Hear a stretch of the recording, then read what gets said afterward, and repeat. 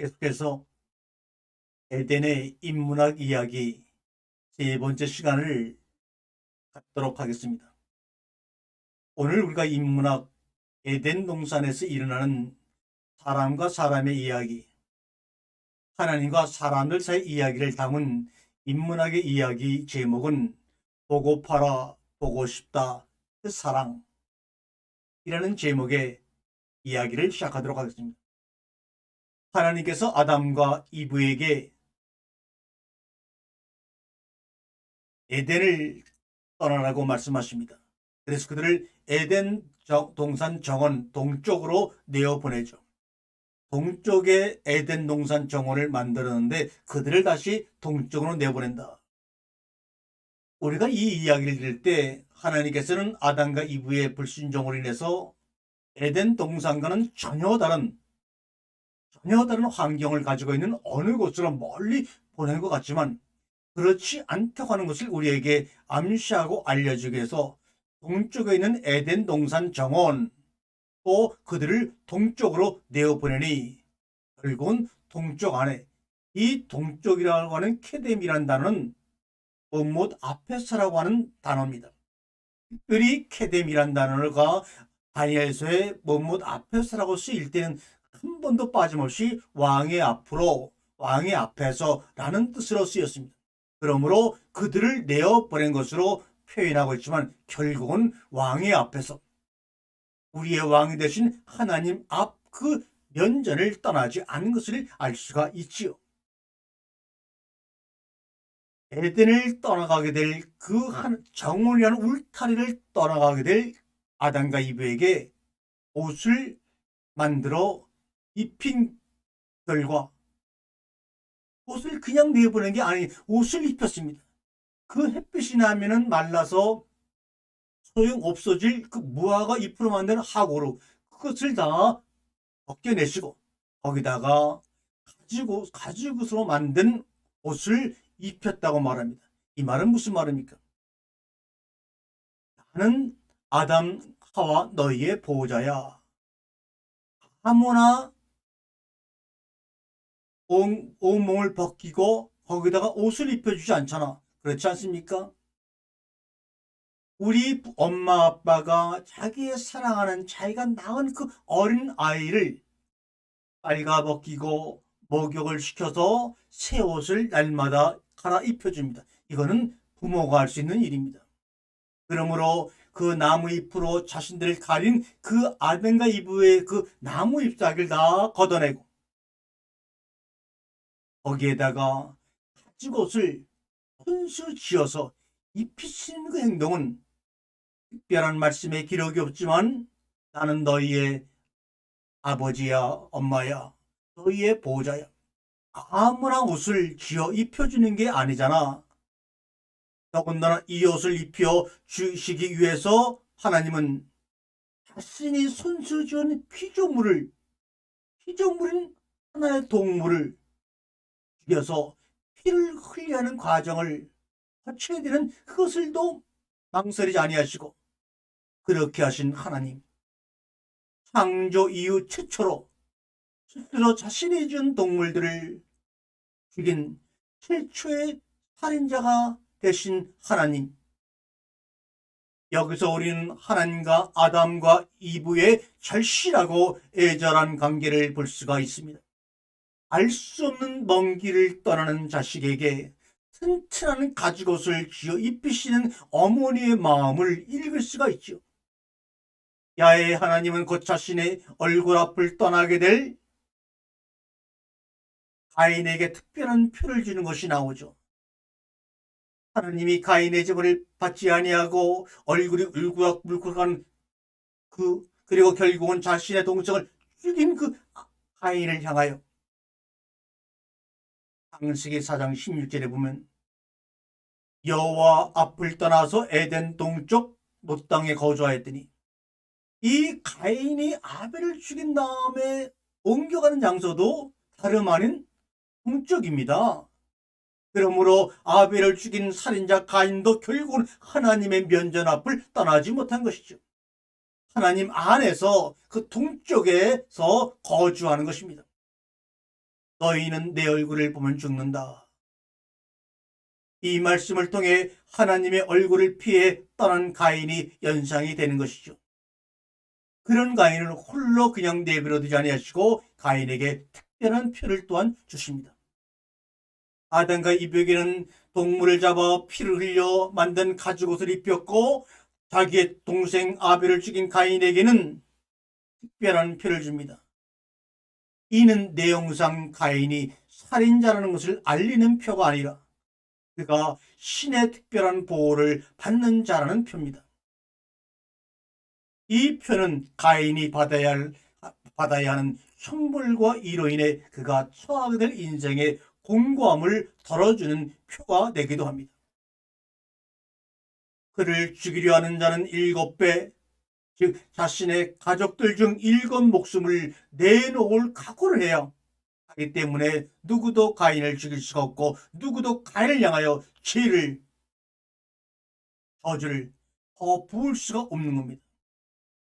야훼는 여기서 살인자 가인의 심판자가 아니라 그를 보호하시는 보호자로 등장하고 있음을 우리가 주목해 봐야 합니다. 바로 그러한 사랑, 보고 싶고 경험하고 싶고 누리고 싶다는 마음이 바로 에덴 동산에서 일어난 이야기를 읽을 때마다 절실하게 우리 마음에 묻어나는 향입니다. 이러한 전개들은 성도님들이 기대하고 있듯이 하나님이 선한 자에게는 상을 내리고 악한 자에게는 벌을 준다고 하는 고대인들의 상식에서 크게 벗어나는 설정입니다. 에덴 이야기를 기록한 모세는 대체 무슨 생각으로 형제를 살해한 천일 공로한 사건으로부터 우리들이 수용하기 힘든 이런 결말을 도출하고자 했던 것일까? 이것이 또한 우리에게 오늘 주는 질문이기도 합니다. 아담은 에덴의 동산 정원을 떠나갔지만 가인은 야훼 앞 하나님의 얼굴을 떠났다는 것입니다. 아담과 이브는 동산을 떠났지만 가인은 더 한층 심화가 되어서 에덴 동산이라고 하는 그 땅덩어리를 떠난 것이 아니라 하나님의 얼굴을 떠났다고 말합니다. 노 땅은 지명으로 사용되고 있지만 노시라고 하는 그 단어의 뜻은 떠돌다라는 뜻을 지니고 있는 단어입니다. 그는 성을 쌓고 그 성 테두리 안에 정착했지만 여전히 떠드는 삶을 살아야 했고 여전히 숨을 곳을 찾아야 했습니다. 아담이 선악과를 따먹고 이브와 함께 나무 사이에 숨은 것처럼 가인도 하나님의 얼굴을 떠나서 성이라고 튼튼한 장벽을 쌓고 그 안에 살았지만 여전히 떠도는 삶과 숨을 곳을 찾아야 숨을 쉴 수 있는 그런 인생의 행로를 시작했던 것입니다. 이것은 바로 가인의 삶뿐만이 아니라 현대인들의 변하지 않는 우리들의 현 주소이기도 하지 않습니까? 그런데 그곳이 가인이 성벽을 쌓고 거주한 그곳이 하나님의 얼굴을 떠나서 살고 있는 그곳이 동쪽에 있다는 문구는 다소 참으로 애매한 모습을, 애매한 환경을 우리에게 설정해 줍니다. 에덴의 정원이 있는 것이 동쪽입니다. 정원이 동쪽에 있고 정원의 입구도 동쪽에 있고 아담과 이브가 나간 것도 동쪽이고 가인이 정착하게 되는 노 땅도 다 동쪽에 있다면 야훼 앞을 멀리 떠나갔다는 성경의 이야기가 우리들이 그동안 이해하고 있던 것들과는 전혀 맞지 않는 설정이죠. 그럼에도 불구하고 노 땅이 동쪽에 있다고 모세가 기록한 것은 가인의 이야기를 에덴 전체 이야기 속에서 들려주려고 하는 하나님의 의도가 담겨 있다고 할 수가 있는 것입니다. 이것은 너희가 멀리 내 얼굴을 떠나 내가 거주한 에덴 정원을 떠난 것 같아도 그래도 봐라 동쪽 안이 아니냐, 내 손바닥 안이 아니냐라고 하는 하나님의 제스처고 하나님의 마음입니다. 에덴의 정원이 그 안에 안과 밖을 나누는 울타리로 쳐진 하나님의 거주지였다면 그 에덴 동산 안은 하나님의 세계요 에덴 동산 밖은 자연의 세계로 나누어지는 울타리가 쳐진 신의 거주지였다면 가인이 건설한 도시도 안과 밖으로 나누어지는 벽이 있는 인간을 위한 거주지가 될 것입니다. 가인이 건설한 도시 안은 인간의 세계요 가인이 건설한 성벽 밖은 자연의 세계로 나누어지는 인간을 위한 주거지가 될 것입니다. 이렇게 해서 에덴의 동쪽에는 신의 정원과 인간의 도시가 서로 병존한 관계로 설정이 되어 있죠. 그러다가 에노스 때가 되어서 사람들이 여호와의 이름을 알고 불렀다는 마지막 구절 창세기 4장 26절. 셋도 아들을 낳고 그의 이름을 에노스라 하였으며 그때 사람들이 비로소 여호와의 이름을 불렀다. 야의 이름을 처음으로 불리기 시작하였다는 의미가 아닙니다. 이미 야로 말미암아 여호와로 말미암아 내가 가인을 낳았다고 하는 그 이브가 가장 먼저 야훼라는 이름을 부른 것이죠.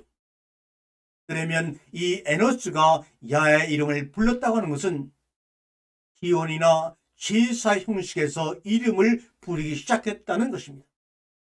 이 구절은 가인과 아벨이 야훼에게 바친 것이 제물이 아님을 보여주는 증거입니다. 고대 종교적 의미의 제사는 멀리 있는 신적 존재에게 잘 보이기 위한 인간의 행위였습니다. 가인과 아벨은 가까운 거리에 있는 하나님의 처소인 에덴의 정원에 음식을 메고 가서 하나님 야훼에게 선물로 바치려 했습니다.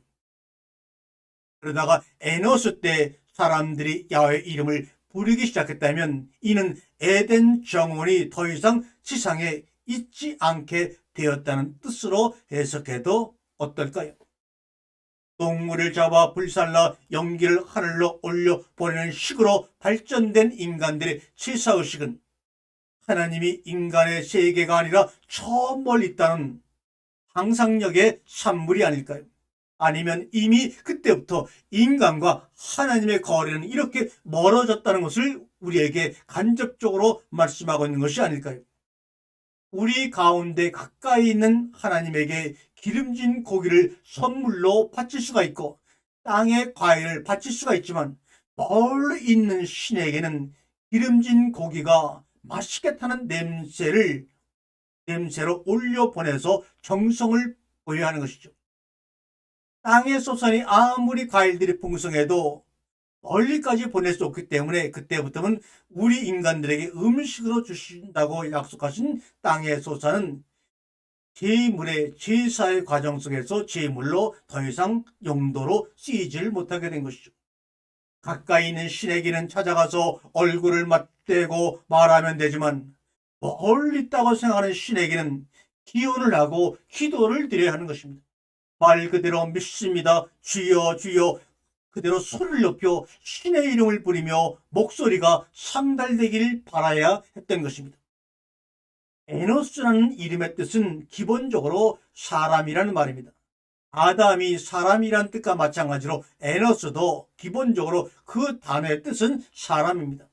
아담과 동일한 이름입니다. 또는 죽을 운명을 가진 자라고 이해하기도 합니다.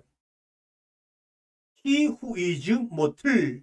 그러나 이 이름은 인간의 죽을 운명을 비극적이며 비관적으로 여기기보다는 이를 긍정적으로 수용하는 의미의 스위트 모텔, 아름다운 죽음을 의미합니다. 죽을 운명을 덤덤히 수용하고 이를 자연의 일부로 여기면서 비로소 그 당시에 많은 사람들이 야의 이름을 부르기 시작한 것입니다.